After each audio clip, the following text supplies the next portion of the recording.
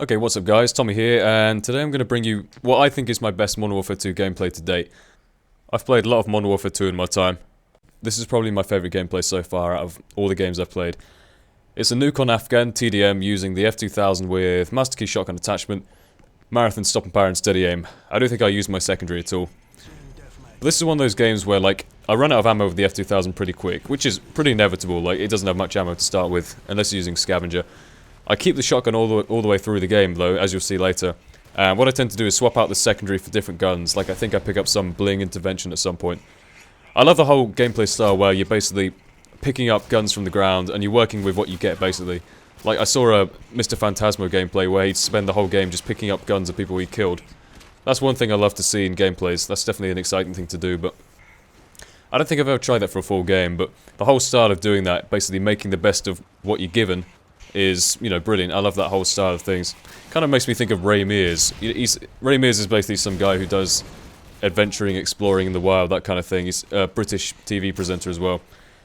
And he has this whole show called Ray Mears Bushcraft or something, where basically he does these insane things. He's like one of my idols, honestly. I used to be in the Scouts, so I'm kind of into that whole, wilderness survival, crafting with knives and stuff like that. But basically, you could give him a tree and a machete, and he'd make the Taj Mahal. That guy is incredible. If any of you guys haven't seen him, look up Ray Mears on YouTube. He's amazing. But anyways, this is a gameplay on Afghan, as I've said. And one thing I wanted to talk about this gameplay, actually, was myself and a few other directors, I think, have made a special deal with this guy called Ollie Hull on YouTube. And he basically made a website which provides info for Modern Warfare 3 when it comes out. And I'm a little bit kind of cautious about giving away information on Modern Warfare 3 because I'm contractually obliged to keep my mouth shut about any information I find out about Modern Warfare 3. And, Activision probably wouldn't be too happy about that either, but so I'm a little bit, careful about giving away anything that I find out about the game. And to be honest, I don't really know much about it at the moment anyway, but and the guy who owns the website, he basically made a website specifically to give out information on the game as it gets released to the web. At the moment, to be honest, there's not actually too much on the website because not much information has been leaked about the game. But as and when it does get leaked, this guy, he's really on the ball, let me tell you, he's really on the ball. So as soon as information gets released about the game, he'll have it up on the website. So if you keep checking back there every so often, you can find out, whatever it is you want to find out about the game. I'm interested to know as well, so I'm gonna keep looking at it as well. I want to know about the perks and the guns that are coming into the game and such. But basically, I made the deal with him that I will promote him in a video, and in return, he promotes me on the website, so that when I start releasing Modern Warfare 3 content, I can get more people coming to view my videos and stuff. So it seems like a pretty fair deal to me, but that's the deal we basically made. So if you guys want to check out information on Modern Warfare 3, because I seriously doubt I'll be going into depth in, analysing trailers and stuff, and actually giving away information myself, just because of the risk it has for my channel. But if you keep checking this website, I'm sure you'll find out some useful stuff about it. The address is MW3info.com, and I'll put it in the video description if you want to click from there. But that's basically it. That's basically what I wanted to cover. Anyways, you see that I actually run out of ammo with the F2000. Well, pretty much. I've got a few shots left, but maybe enough for one kill. But instead of replacing the F2000, which is what I normally do, I can't stand watching people play where they use up all the ammo on their primary gun, and then they swap out their secondary for a new gun they're picking up off the ground. You think, well, why don't you just keep the secondary and swap out the gun you have nothing left for? You think that makes sense, but I don't know, that's just a little pet peeve of mine, but my dad does it all the time. Watching him play COD 4, I tell him, look, just put down the gun you've got and swap out, keep your secondary, but he insists on just swapping out the secondary. I have no idea why, but anyways, the point is, what you want to do is I kept this for a reason, because I wanted to keep the shotgun attachment as like a shotgun secondary, if you will. So I'll keep the intervention as my main primary, and keep this Masterkey shotgun just as a secondary. And that's actually the only reason I put steady aim on. F2000 doesn't really benefit too much from steady aim. It's decent at hip fire, but I wouldn't rely on it, and you'll burn through ammo, really quickly. But basically the idea is I put steady aim on to benefit this shotgun, and by picking up this intervention, I have a good solid primary. It's bling as well, which is always nice. Thermal and heartbeat sensor. And I got this shotgun if I need it. By the way, this here, why does it do this? You land on the mattress and you sprint and it basically holds you in place for a couple of seconds. Never understood why it did that. But yeah, nearly get killed by this guy, hiding here, and pop him in the face as he comes around for a headshot. I wouldn't underestimate this shotgun. I think you can definitely improve your chances of getting some one-hit kills by using stopping power and steady aim, which is generally what I use when I run some kind of shotgun attachment. But the reason I picked the F2000 No particular reason really, it was just an arbitrary choice. If you are looking to use the shotgun attachment or something, I'd probably go for either the FAMAS or the M16. Because they're mainly long-range weapons, and the shotgun basically gives you the short-range capability, so it makes sense to put it on one of those, really. That's where my PVR messes up. You see a little jump in the video there. The infamous black screen of death caused by my very power-hungry fridge I've got in my room, but...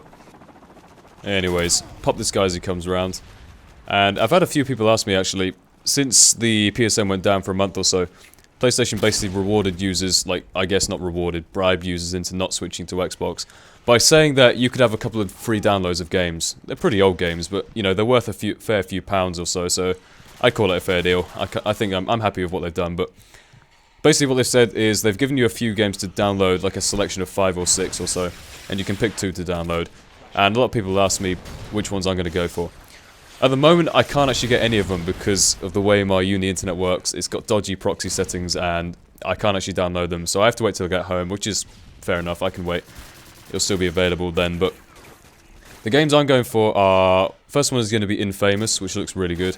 Do I say it is Infamous or Infamous? I don't really know, but that game definitely looks good. I've seen a little trailer of that. The whole idea of, you know, using the karma in, you know, your battle and stuff. When you kill people or save them or whatever, it changes your karma level, so it affects the, you know, the color of your lightning bolt and the outcome of the game. That seems pretty cool to me, but kind of similar to the Fallout system in that karma way, but yeah, that looks pretty good. And I guess the reason they're giving it away is because Infamous 2 is coming out soon and they want to get people interested in the game.